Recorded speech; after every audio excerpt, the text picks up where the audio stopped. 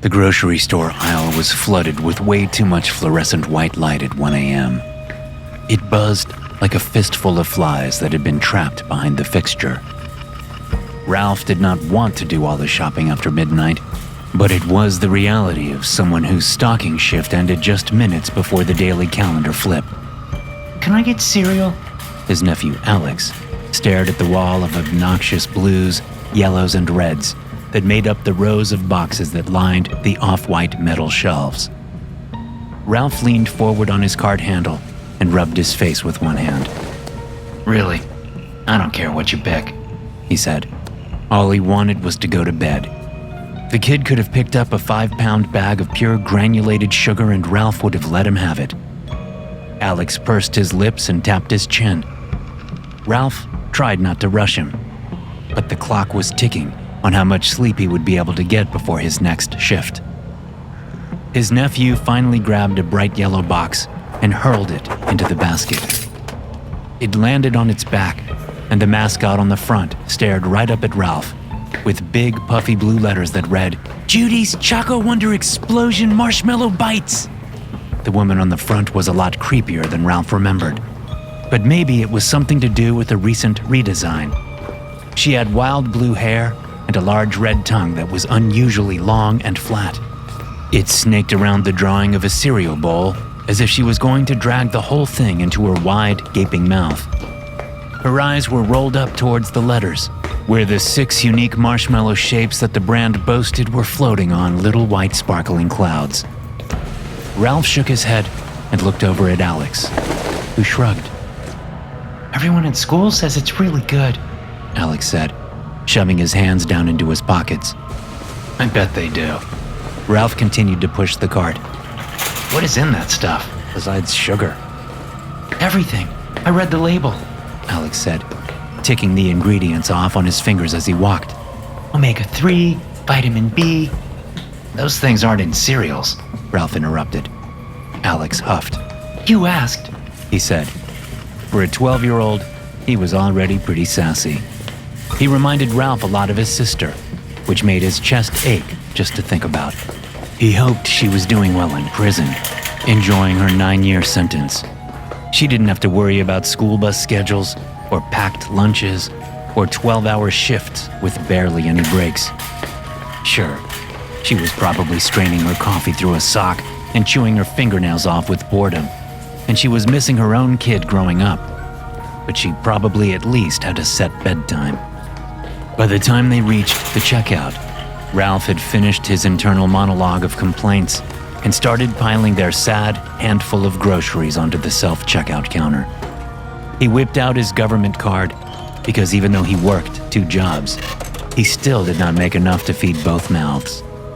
Especially not at $6.95 a pop for a single box of cereal. Jesus Christ. Healthy fats can help your heart. Calcium can build strong bones. Stronger teeth to munch and crunch. Vitamin D3 will keep you thin. Let's all talk about heart disease. The cacophony of voices that sounded like they were coming from some sort of wacky Looney Tunes special dragged Ralph unwillingly out of his sleep. He grabbed his flat pillow out from underneath his head and pushed it down over his face, hoping the sudden shift back into darkness would be enough to give him a few more winks. No such luck. He rolled over onto his side and picked up his phone to glance at it. 7 a.m. Shit. He had 15 minutes to get Alex out the door and onto the bus. Ralph rolled out of bed. His feet hit the floor at a weird angle, and a thread of pain shot up to his knee. He ground his teeth and stumbled out towards the kitchen.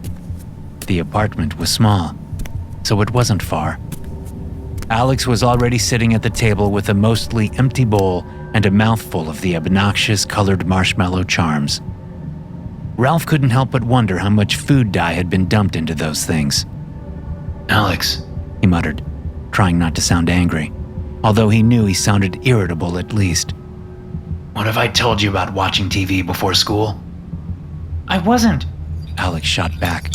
He stirred his spoon around the sides of the bowl, and the metal against ceramic made an obnoxious scraping sound that was like nails on a chalkboard. Really? Are you sure? Ralph walked over and grabbed the box of cereal. So those 3 or 4 different singing voices I heard were all coming from you? Alex opened his mouth and then shut it. He didn't seem to have a retort. He looked down into his bowl and stirred his spoon around the sides again. At this point, he was just sloshing milk. Ralph took a deep breath. Look, He said, we've talked about this. About doing what you know you're not supposed to do and then lying about it. I'm not lying! Alex protested. Okay, Ralph said. listen, the bus is going to come. We'll talk about this after school. You never believe me. Alex said, throwing his spoon down into the bowl. And you wouldn't believe me even if I did tell you the truth.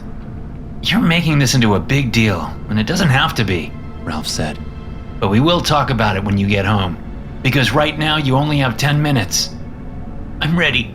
Alex reached down and grabbed his backpack, which he had apparently wedged between his feet where he sat. He stood up and shouldered it glumly, shooting Ralph a pouty look. I love you, Ralph said. I'll see you when you get back. Love you too. Alex muttered, barely audible, huffing and puffing as he walked out the door. Ralph watched him go. The door did not shut all the way because the weather strip at the bottom was peeling off and dragged across the linoleum whenever they opened or closed it. Ralph waited to make sure his nephew had disappeared down the metal staircase before going up to the door and slamming it shut, giving it a kick for good measure, and then bolting it. He still had the cereal box in his hand. Ralph peered into its depths and shook it, watching the marshmallows and pale pieces of cereal tumble around and bounce off the sides of the plastic bag that lined the cardboard. The marshmallows were so bright they were almost neon. Ralph frowned and tilted the box towards his face, shaking it to get a few of the pieces closer to the entrance before sticking his hand inside. He pinched up some of the cereal and tilted his head back to drop it in his mouth. The consistency of the marshmallows was somehow both crunchy and gooey, a combination that he wasn't sure he liked. But between that and the cereal, he really couldn't taste the difference. It was like eating unsweetened oatmeal, which, he guessed, wasn't really the worst outcome for a balanced breakfast. He was just surprised, if anything, that Alex even liked it, or that any kid would. His mouth felt dry after he swallowed. Ralph swept his tongue over the insides of his cheeks and closed the box up. He set it back down on the table as he went back to bed. Healthy fats can help your heart, which keeps you young and keeps you smart. Heart healthy is super great, keeping you at the right weight. That stupid song was incorporating itself into Ralph's dream. He was still half asleep when he slammed his hand down on top of his phone and dragged it across the bedside table. 10 p.m. Why the hell was Alex watching TV at 10 o'clock at night? The first Friday night in almost 4 weeks where he didn't have to work, and Alex couldn't be playing on his phone in his room like a normal kid. Alex! Ralph shouted from the bedroom. He couldn't even bring himself to stand up. His head was so heavy it felt like lead. Sleep deprivation was a torture tactic in most countries. The bedroom door opened, and Alex poked his head in. His hair stuck out in different directions, and he was wearing his pajamas. Alex, don't watch TV right now, all right? Ralph groaned. I'm not. Alex said. I just wanted a snack. Fucking... Ralph pushed his face into his pillow. He didn't have the capacity to deal with this right now. Okay, whatever. Just go back to your room. I'm going, Alex said quietly. He stepped back and pulled the door closed. Ralph heard the floorboards creak and the door click shut. He didn't know why this kid was on a lying streak. It was something he was going to have to deal with eventually. But that was a later problem. Pick something out for your lunch, Ralph said. They were back at the grocery store, and he was staring at his list wondering how many things he could cross off while still avoiding a visit from Child Protective Services. It wasn't a big deal to him if he ate nothing but peanut butter crackers while waiting for his next paycheck to drop. But obviously, Alex needed something more nutritious than that. That's all I want. Alex said as he pointed to the cereal that was already in the cart. Ralph barely gave it a glance. You can't just eat cereal, he said. But it's really good for you. Alex argued. Read the ingredients and you'll see. He wasn't in the mood. Ralph rolled his eyes and picked up the box, turning it around to look at the label. Omega-3s, calcium, magnesium, vitamin D3. What am I looking at? He turned the box around to look at the back, but there was just a maze with a crescent moon marshmallow waiting at the end. That's a lot of vitamins, I'll give you that. I know it's not as sweet as I thought, but, again, you can't just eat cereal. He tossed the box back into the cart. Pick out some bologna or peanut butter, your choice. You have to take a sandwich to school. I don't like sandwiches, Alex shot back. I am tired of sandwiches. Bologna isn't good for you. I am tired of your attitude, but you don't see me complaining about it. Go grab some peanut butter. Alex made a sound that was almost like a growl, and he stomped over towards the shelf. He grabbed the peanut butter and threw it into the cart so hard that it bounced off the basket. Excuse me? The words had barely left Ralph's mouth before his nephew was stomping down the aisle and turning the corner, already halfway out of sight. One of the only good things about Ralph's stocking job was that he got to wear headphones. It made the time go by a lot faster when he could just stick on a playlist and focus on getting cans of tuna stacked up behind one another. It made it easier to avoid customers too. They were less likely to approach him when he had the wireless silicone pieces wrapped around his ears. Ralph turned around to grab a plastic-wrapped box of tuna cans from the metal dolly behind him. He poked his fingers through the plastic and ripped it open, which sent one of the cans flying. He swore under his breath and bent to pick it up, but the woman passing in front of him was faster. She bent down to pick up the can and held it out to him, saying something to him that he barely heard because of the buds jammed down into his ears. Ralph muttered his thanks anyway and glanced up. He recognized the woman almost instantly. She was one of Alex's teachers. He had met her a few times during the many meetings he had attended at the school during the transfer of guardianship.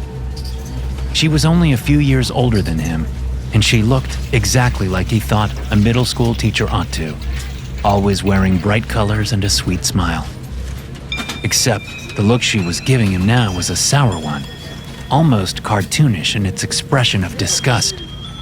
Her mouth was pulled all the way down, and her brow was deeply furrowed, popping up lines in her forehead that he never knew existed.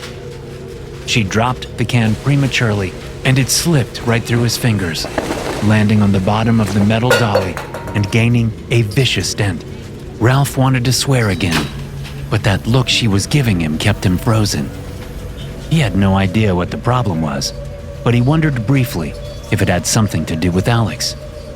Maybe he was lying at school too, or dishing out as much sass as he had been dealing out at home. This woman probably thought that Ralph was the source of all of his kids' issues. He tried to say something, but she shook her head and walked away. He watched her vanish down the aisle with the wheels on her cart swiveling from side to side. Ralph got home from his afternoon shift just in time to help Alex with his homework and serve dinner. Although dinner was a generous term at this point, and it just described whatever we have in the fridge that I can throw together.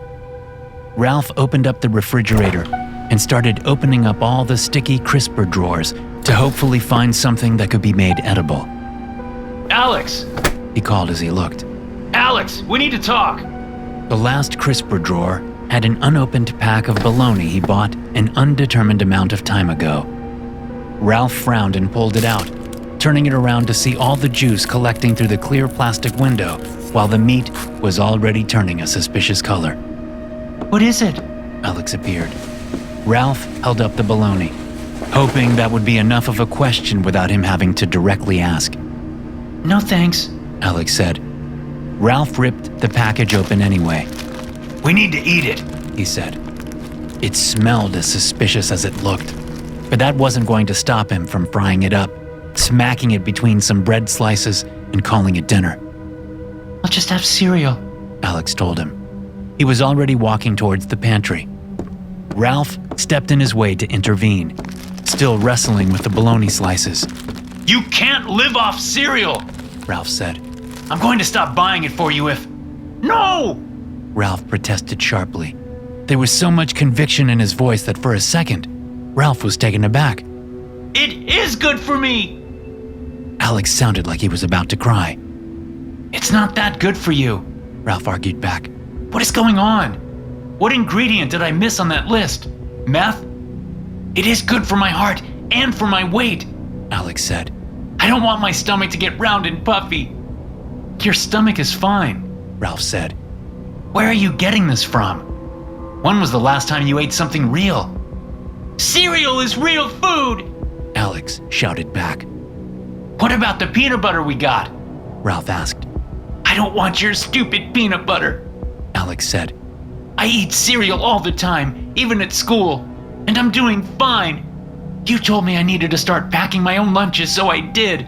Now you're mad at me. I'm not mad at you. Ralph's head was spinning. All of a sudden, the look that his nephew's teacher had given him had made sense. Is that all you take to school? Have any of your teachers said anything? Yeah, Miss Bridget said she called you, Alex grumbled. But you are always asleep or at work when she does. He shot past Ralph and nabbed the box of cereal from the pantry, scurrying back over to the table and sitting down hard in the seat. He looked at his uncle, silently daring him to do something, while he pulled his bowl across the table. Ralph took in a deep breath and let it go slowly. You can have cereal, he relented. And something else. But it can't just be cereal for dinner. There had to be a better way to do things. When Alex went to bed, he was going to throw that shit out. He would have to swallow his pride and go to a food pantry for some real groceries. They couldn't keep living like this. It was actually a miracle that the social worker hadn't come by.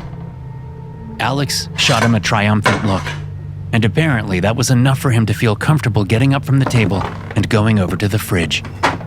He grabbed the milk and walked back over to his bowl, filling it almost to the brim with cereal first and then milk.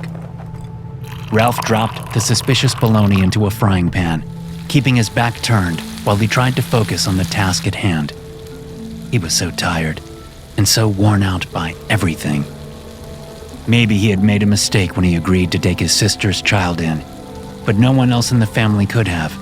Easier than the dishes, swim vitamin D3, get your waistline trim. That fucking song! Ralph turned around, more annoyed by the song itself than by Alex's choice to turn on the TV in the middle of an argument. That stupid jingle had been haunting him for days, even weeks. It seemed like every time he was in a deep enough sleep to get some actual rest, it pulled him right out with those creepy voices that sounded like a strange chorus formed by both adults and children. Alex, turn that! He started to say. He did not even get out the rest of his words because the TV wasn't on. Alex's phone wasn't even out. The marshmallows in Alex's bowl had swollen to the size of bathtub toys, and they were swimming around in his milk. A purple fish's tail swished from side to side, and his bass voice rumbled from a flapping confectionery mouth. A yellow crescent moon and an orange trumpet bobbed alongside it, while a white skull and a pink candy piece twirled around on the other side. There was another swirl in the milk, a blue color, but Ralph could not see what it was. The fish ended its piece, and the crescent moon started singing. But by that time, Ralph had snapped out of whatever shock was keeping him rooted in place. He dove towards the table and swept his arm across the surface, smacking the bowl away from Alex and sending it flying across the kitchen. It hit a cabinet and exploded. Milk and bloated marshmallows flew everywhere. The marshmallows were not done. They kept singing, except now they were sliding slowly across the linoleum, talking about hearts, bones, and waistlines, What is that? Ralph stomped through the milk, squashing marshmallows underneath his shoes frantically, like they were an infestation of bugs. What the hell is that? Alex, have you been eating that? Stop it! Alex screamed. Stop it! You don't know what you're doing! I don't know what I'm doing? Ralph screamed back. There was smoke forming above the pan behind him, and he turned around. He grabbed the pan and swept it off the burner, just in time to see a purple fish marshmallow slide on a current of milk around his shoe. The fish looked up at him and opened its mouth, like it was smiling, or maybe about to start singing again. Ralph's heart raced and he stomped on the marshmallow, but his shoe slipped at the same time and he fell forward.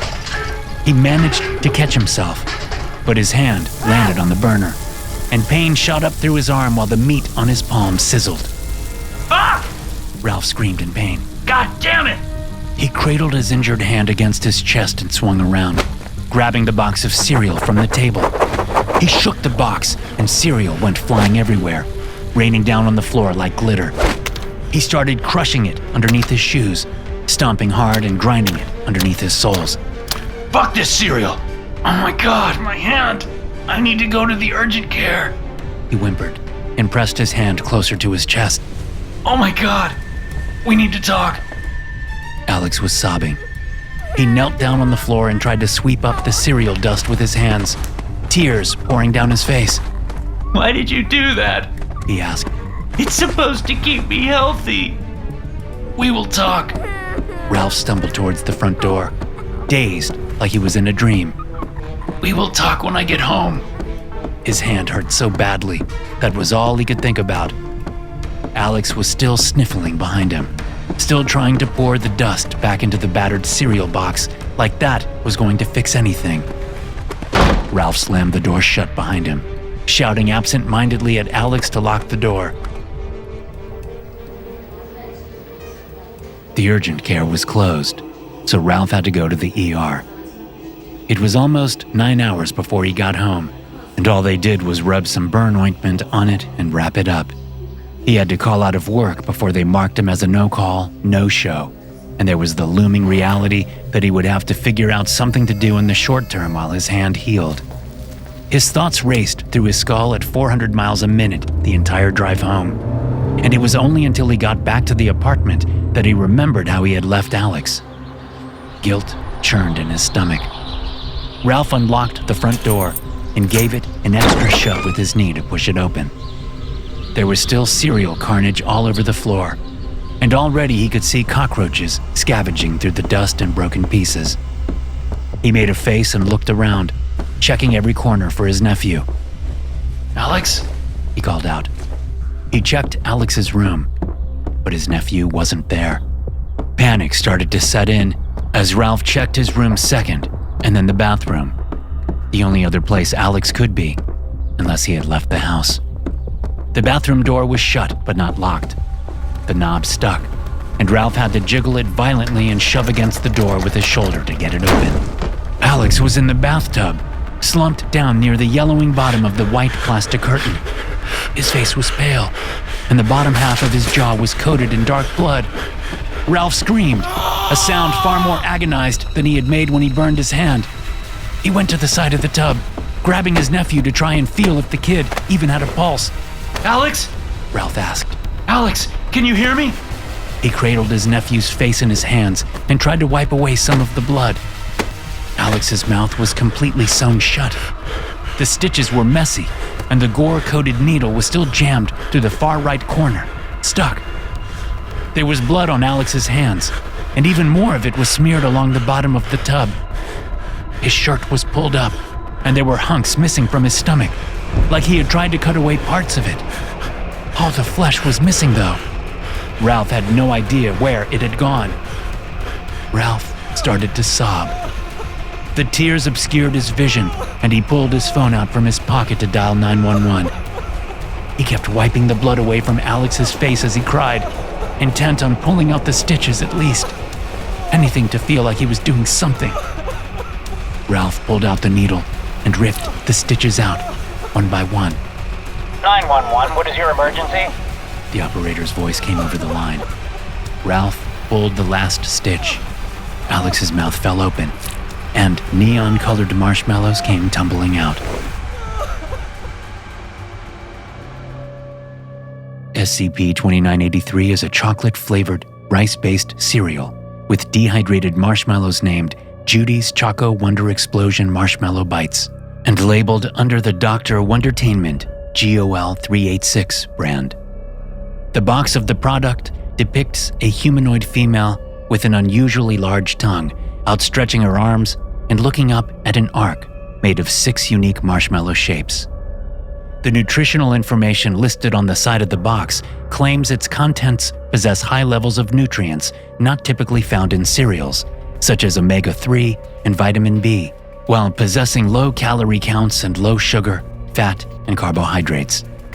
This conflicts with the known nutritional value of the listed ingredients, such as eggs, sugar, chocolate, corn syrup, and cornstarch. When a quantity of milk exceeding 227 grams is poured into a bowl containing SCP-2983, the marshmallows will animate and vocalize. The marshmallows will sing a song typically regarding the importance of proper dental hygiene, exercise, and consuming a balanced diet before ceasing further anomalous behavior. Subjects under the age of 12 regularly claim SCP-2983 to be yummy and the best cereal ever.